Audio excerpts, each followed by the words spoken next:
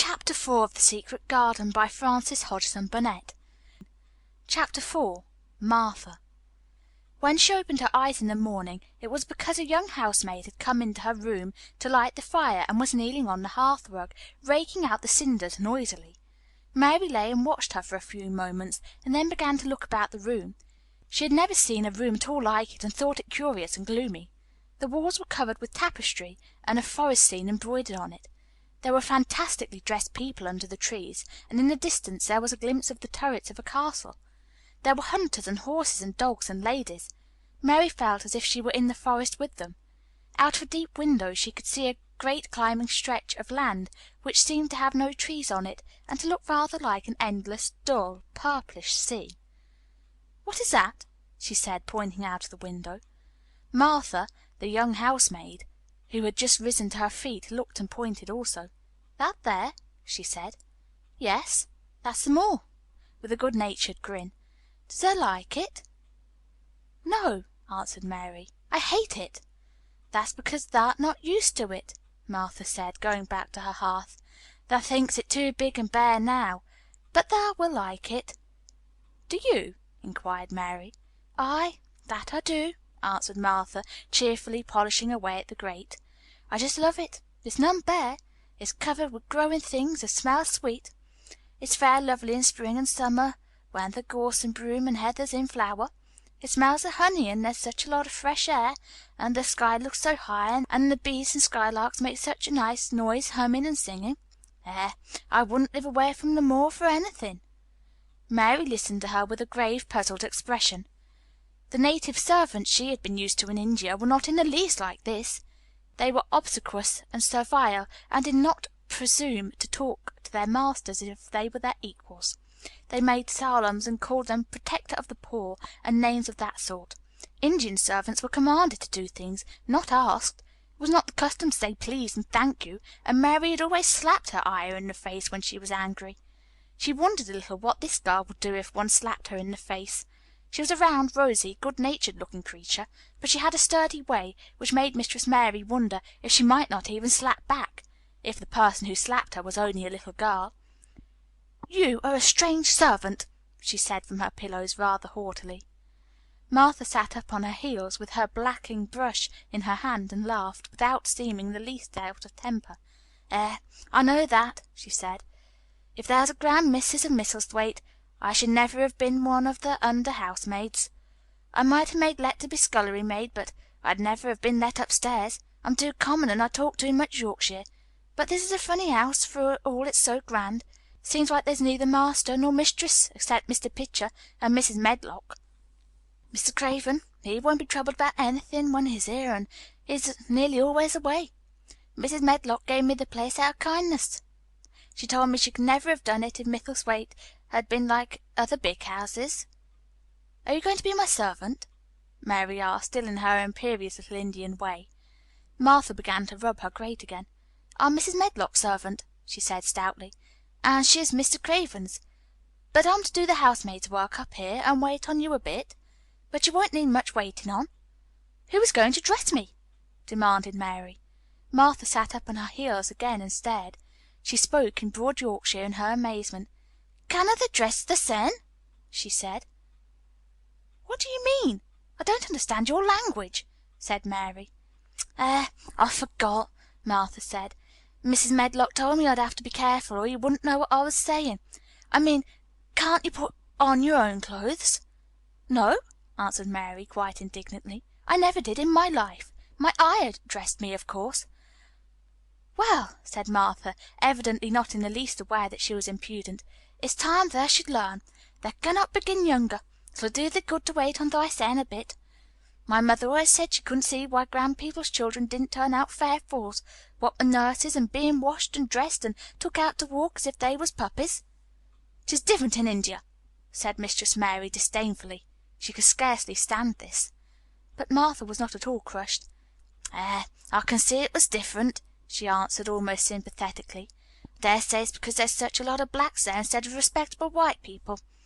When I heard you was coming from India, I thought you was a black too." Mary sat up in bed, furious. "What?" she said. "What? You thought I was a native? You "You daughter of a pig!" Martha stared and looked hot. "Who are you calling names?" she said. "You needn't be so vexed. That's not the way for a young lady to talk. I've nothing against the blacks. When you read about them in tracts they're always very religious. You always read as a black's a man and a brother. I've never seen a black, and I was fair pleased to think I was going to see one close. When I came in to light your fire this morning, I crept up to your bed and pulled the covers back, careful to look at you. And there you was, disappointedly, no more black than me, for all you're so yeller." Mary did not even try to control her rage and humiliation. "You thought I was a native! You dead! You don't know anything about natives. They're not people, they're servants who must solemn to you. You know nothing about India. You know nothing about anything." She was in such a rage, and felt so helpless before the girl's simple stare, that somehow she suddenly felt so horribly lonely and far away from everything she understood and which understood her, that she threw her face downward on the pillows and burst into passionate sobbing. She sobbed so unrestrainedly that good-natured Yorkshire Martha was a little frightened and quite sorry for her. She went to the bed and bent over her. You mustn't cry like that there," she begged. "You mustn't for sure. I didn't know you'd be vexed. I don't know anything about anything, just like you said. I beg your pardon, miss. Do stop crying." There was something comforting and really friendly in her queer Yorkshire speech and sturdy way which had a good effect on Mary. She gradually ceased crying and became quiet. Martha looked relieved. "It's time for thee to get up now," she said. "Mrs. Medlock said I was to carry the breakfast and tea and dinner into the room next to this. It's been made into a nursery for thee. I'll help thee on with thy clothes if thou'll get out of bed. If the buttons are at the back, thou cannot button them up thyself." When Mary at last decided to get up, the clothes Martha took from the wardrobe were not the ones she had worn when she arrived the night before with Mrs. Medlock. "Those are not mine," she said. "Mine are black." She looked at the thick white wool coat and dress over, and added with cool approval, "Those are nicer than mine." "These are the ones thou must put on," Martha answered. "Mr. Craven ordered Mrs. Medlock to get 'em in London. He said, 'I won't have a child dressed in black wandering about like a lost soul.' He said, 'to make the place sadder than it is. Put color on her.' Mother said she knew what he meant. Mother always knows what a body means. She doesn't hold back with herself." "I hate black things," said Mary. The dressing process was one which taught them both something. Martha had buttoned up her little sisters and brothers, but she had never seen a child who stood still and waited for another person to do things for her, as if she had neither hands nor feet of her own. "Why doesn't they put on their own shoes?" she said, when Mary quietly held out her foot. "My ayah did it," answered Mary, staring. "It was the custom." She said that very often. It was the custom. The native servants were always saying it. If one told them to do a thing their ancestors had not done for 1,000 years, they gazed at one mildly and said, "It is not the custom," and one knew that was the end of the matter. It had not been the custom that Mistress Mary should do anything but stand and allow herself to be dressed like a doll, but before she was ready for breakfast she began to suspect that her life at Misselthwaite Manor would end by teaching her a number of things quite new to her. Things such as putting on her own shoes and stockings and picking up things she let fall. If Martha had been a well-trained, fine young lady's maid, she would have been more subservient and respectful, and would have known that it was her business to brush hair and button boots, and pick things up and lay them away. She was, however, an untrained Yorkshire rustic, who had been brought up in a moorland cottage with a swarm of little brothers and sisters who had never dreamed of doing anything but waiting on themselves and on the younger ones, who were either babies in arms or just learning to totter about and tumble over things. If Mary Lennox had been a child who was ready to be amused, she would perhaps have laughed at Martha's readiness to talk. But Mary only listened to her coldly, and wondered at her freedom of manner. At first she was not at all interested, but gradually, as the girl rattled on in her good-tempered, homely way, Mary began to notice what she was saying. You should see 'em all," she said. "There's 12 of us, and my father only gets 16 shillings a week. I can tell you my mother's put to it to get porridge for 'em all. They tumble about on the moor and play there all day, and mother says the air the moor fattens 'em. She says she believes that they eat the grass same as the wild ponies do. Our Dickon is 12 years old, and he's got a young pony he calls his own." "Where did he get it?" asked Mary. He found it on the moor with its mother when it was a little one, and he began to make friends with it and give it bits of bread and pluck young grass for it, and it got to like him, so it follows him about and it lets him get on its back. Dickon's a kind lad, and animals like him." Mary had never possessed an animal pet of her own, but always thought she should like one. So she began to feel a slight interest in Dickon, and as she had never before been interested in any one but herself, it was a dawning of a healthy sentiment. When she went into the room which had been made into a nursery for her, she found that it was rather like the one she had slept in. It was not a child's room, but a grown-up person's room, with gloomy old pictures on the walls and heavy old oak chairs. A table in the centre was set with a good substantial breakfast, but she had always had a very small appetite, and she looked with something more than indifference at the first plate Martha set before her. "I don't want it," she said. "Thou doesn't want the porridge?" Martha exclaimed incredulously. "No." "Thou doesn't know how good it is. Put a bit of treacle on it, or a bit of sugar." "I don't want it," repeated Mary. Said Martha, "I can't abide to see good victuals go to waste. If our children was at this table, they'd clean it bare in 5 minutes." "Why?" said Mary coldly. "Why?" echoed Martha.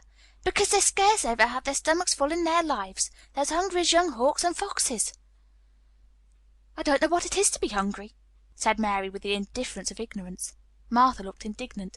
"Well, it'd do thee good to try it. I can see that plain enough," she said outspokenly. "I've no patience with folks as sits and just stares at good bread and meat. My word, don't I wish Dickon and Phil and Jane and the rest of them had what's here under their pinafores." "Why don't you take it to them, then?" suggested Mary. "It's not mine," answered Martha stoutly, "and this isn't my day out. I get my day out once a month, same as the rest. Then I go home and clean up for mother and give her a day's rest." Mary drank some tea and ate a little toast and some marmalade. "You wrap up warm and run out and play, you," said Martha.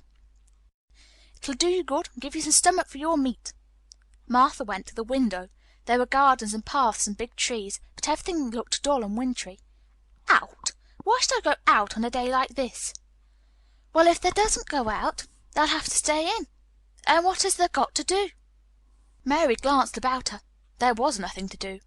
When Mrs. Medlock had prepared the nursery, she had not thought of amusement. Perhaps it would be better to go and see what the gardens were like. "Who will go with me?" she inquired. Martha stared. "You'll go by yourself," she answered. "You'll have to learn to play like other children does when they haven't got sisters and brothers. Our Dickon goes off on the moor by himself and plays for hours. That's how he made friends with the pony. He's got sheep on the moor that knows him, and birds as comes and eats out of his hand. However little there is to eat, he always saves a bit of bread to coax his pets." It was really this mention of Dickon which made Mary decide to go out, though she was not aware of it. There would be birds outside, though there would not be ponies or sheep. They would be different from the birds in India, and it might amuse her to look at them. Martha found her coat and hat for her, and a pair of stout little boots, and she showed her way downstairs. "If thou goes round that way, thou'll come to the gardens," she said, pointing to a gate in a wall of shrubbery. "There's lots of flowers in summer time, but there's nothing blooming now." She seemed to hesitate a second before she added, "One of the gardens is locked up. No one has been in there for 10 years." "Why?" asked Mary, in spite of herself. Here was another locked door added to the hundreds in the strange house. "Mr. Craven had it shut when his wife died so sudden. He won't let no one go inside. It was her garden. He locked the door and dug a hole and buried the key. There's Mrs. Medlock's bell ringing. I must run." After she had gone, Mary turned down the walk which led to the door in the shrubbery. She could not help thinking about the garden which no one had been in for 10 years. She wondered what it would look like, and whether there were any flowers still alive in it. When she had passed through the shrubbery gate, she found herself in great gardens, with wide lawns and winding walks with clipped borders. There were trees and flower beds and evergreens clipped into strange shapes, and a large pool with an old gray fountain in its midst. But the flower beds were bare and wintry, and the fountain was not playing. This was not the garden which was shut up. How could a garden be shut up? You could always walk into a garden. She was just thinking this when she saw that, at the end of the path she was following, there seemed to be a long wall with ivy growing over it. She was not familiar enough with England to know that she was coming upon the kitchen gardens where the vegetables and fruit were growing. She went toward the wall and found that there was a green door in the ivy and that it stood open. This was not the closed garden, evidently, and she could go into it. She went through the door and found that it was a garden with walls all around it, and that it was only one of several walled gardens which seemed to open into one another. She saw another open green door, revealing bushes and pathways between beds containing winter vegetables. Fruit trees were trained flat against the wall, and over some of the beds there were glass frames. The place was bare and ugly enough, Mary thought, as she stood and stared about her. It might be nicer in summer when things were green, but there was nothing pretty about it now. Presently an old man with a spade over his shoulder walked through the door leading from the second garden. He looked startled when he saw Mary, and then touched his cap. He had a surly old face, and did not seem at all pleased to see her. But then she was displeased with his garden, and wore her quite contrary expression, and certainly did not seem at all pleased to see him. "What is this place?" she asked. "One of the kitchen gardens," he answered. "What is that?" said Mary, pointing through the other green door. "Another of 'em." Shortly. "There's another on t'other side of the wall, and there's the orchard on the other side of that." "Can I go in them?" asked Mary. "If thou likes. But there's naught to see." Mary made no response. She went down the path and through the second green door. There she found more walls and winter vegetables and glass frames, but in the second wall there was another green door, and it was not open. Perhaps it led into the garden, which no one had seen for 10 years. As she was not at all a timid child, and always did what she wanted to do, Mary went to the green door and turned the handle. She hoped that the door would not open, because she wanted to be sure she had found the mysterious garden. But it did open quite easily, and she walked through it and found herself in an orchard. There were walls all around it, and trees trained against them, and there were bare fruit trees growing in the winter browned grass, but there was no green door to be seen anywhere.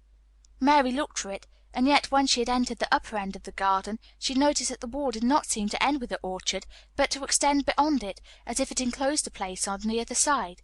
She could see the tops of trees above the wall, and when she stood still she saw a bird with a bright red breast sitting on the topmost branch of one of them, and suddenly he burst into his winter song, almost as if he had caught sight of her and was calling to her. She stopped and listened to him, and somehow his cheerful, friendly little whistle gave her a pleased feeling.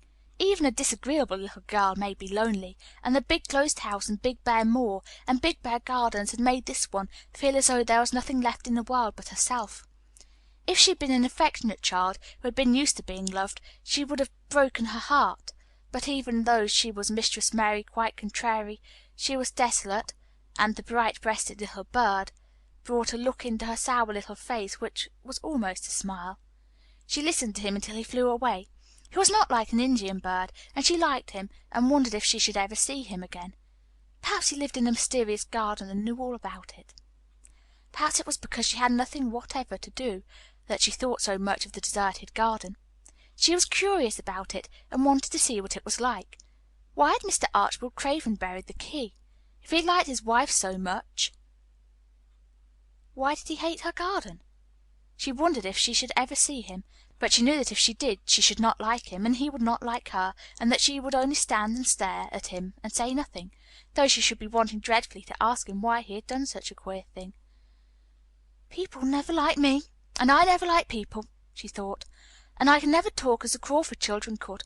They were always talking and laughing and making noises." She thought of the robin and of the way he seemed to sing his song at her, and as she remembered the tree top he perched on, she stopped rather suddenly on the path. "I believe that tree was in the secret garden. I feel sure it was," she said. "There was a wall round the place, and there was no door." She walked back into the first kitchen garden she had entered, and found the old man digging there. She went and stood beside him and watched him a few moments in her cold little way. He took no notice of her, and so at last she spoke to him. "I've been into the other gardens," she said. "There was nothing to prevent thee," he answered crustily. "I went into the orchard." "There was no dog at the door to bite thee," he answered. "There was no door there into the other garden," said Mary. "What garden?" he said in a rough voice, stopping his digging for a moment. "The one on the other side of the wall," answered Mistress Mary. "There are trees there. I saw the tops of them. A bird with a red breast was sitting on one of them, and he sang." To her surprise, the surly old weather-beaten face actually changed its expression. as though a smile spread over it, and the gardener looked quite different. It made her think that it was curious how much nicer a person looked when he smiled. She had not thought of it before. He turned about to the orchard side of his garden and began to whistle, a low, soft whistle. She could not understand how such a surly man could make such a coaxing sound. Almost the next moment a wonderful thing happened. She heard a soft little rushing flight through the air, and it was the bird with the red breast flying to them, and he actually alighted on the big clod of earth quite near to the gardener's foot. "Here he is," chuckled the old man, and then he spoke to the bird as if he were speaking to a child. "Where's thee been, you cheeky little beggar?" he said. "I've not seen thee before to-day. Has thee begun the courting this early in the season?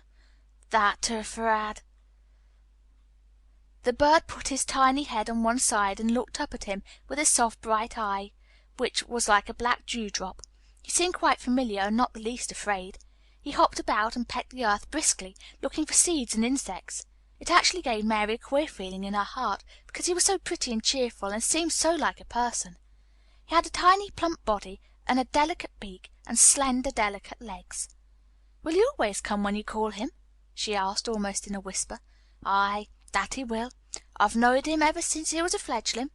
He came out of the nest in the other garden. When first he flew over the wall, he was too weak to fly back for a few days, and we got friendly. When he went over the wall again, the rest of the brood was gone, and he was lonely, and he came back to me." "What kind of bird is he?" Mary asked. "Doesn't thou know? He's a robin redbreast, and they're the friendliest, curious birds alive. They're almost as friendly as dogs, if you know how to get on with them. Watch him pecking about there, and looking around at us now and again. He knows we're talking about him." It was the queerest thing in the world to see the old fellow. He looked at the plump little scarlet waistcoated bird as if he were both proud and fond of him. "He's a conceited one," he chuckled. "He likes to hear folk talk about him. And curious. Bless me, there never was like for curiosity and meddling. He's always coming to see what I'm planting. He knows all the things Mr. Craven never troubles himself to find out. He's the head gardener, he is." The robin hopped about busily pecking the soil, and now and then stopped and looked at them a little. Mary thought his black dewdrop eyes gazed at her with great curiosity. It really seemed as if he were finding out all about her. The queer feeling in her heart increased. "Where did the rest of the brood fly to?" she asked. "There's no knowing. The old ones turn 'em out of their nest and make 'em fly away, and they're scattered before you know it. This one was a knowing one, and he knew he was lonely." Mistress Mary went a step nearer to the robin and looked at him very hard. "I'm lonely," she said.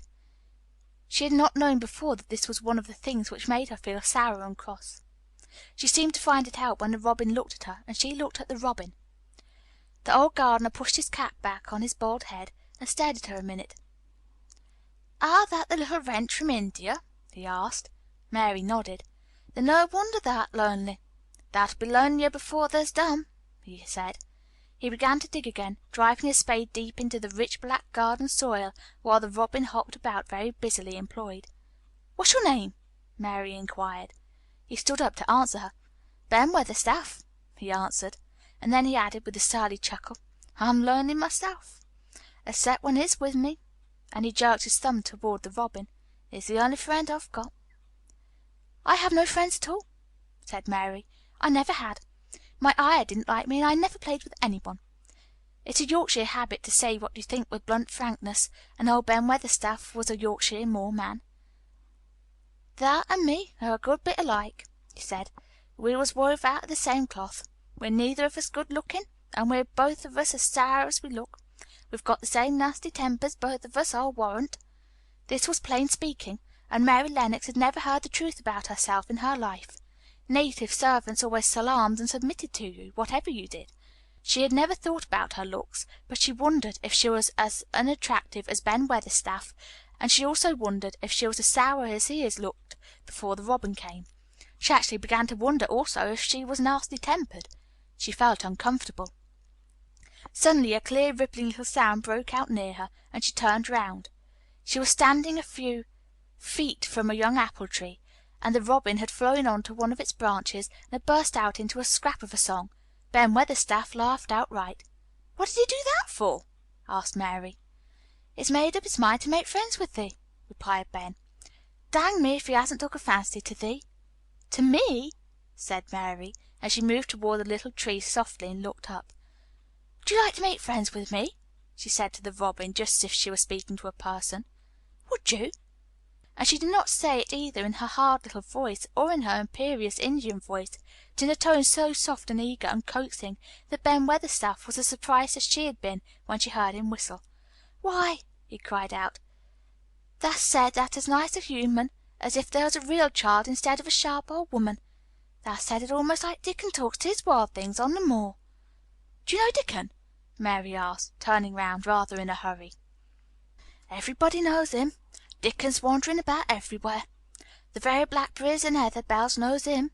I warrant the foxes shows him where their cubs lie, and the skylarks don't hide their nests from him." Mary would have liked to ask some more questions. She was almost as curious about Dickon as she was about the deserted garden. But just that moment the robin, who had ended his song, gave a little shake of his wings and spread them and flew away. He had made his visit and had other things to do. "He's flown over the wall!" Mary cried out, watching him. "He has flown into the orchard! He has flown across the other wall, into the garden where there is no door." "He lives there," said old Ben. "He came out of the egg there. If it's caught in his making up some young madam of a robin that lives among the rose trees there." "Rose trees?" said Mary. "Are there rose trees?" Ben Weatherstaff took up his spade again and began to dig. "There was 10 years ago," he mumbled.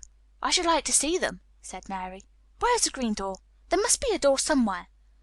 Ben drove his spade deeper and looked as uncompanionable as he had looked when she first saw him. "There was 10 years ago, but there isn't now," he said. "No door?" cried Mary. "There must be." "None as any one can find, and none as any one's business. Don't you be a meddlesome wench, and poke your nose where it's no cause to go. Here, I must go on with my work. Get you gone and play you. I've no more time." And he actually stopped digging, threw his spade over his shoulder, and walked off without even glancing at her or saying good bye. Chapter 5 Recording by ashleighjane.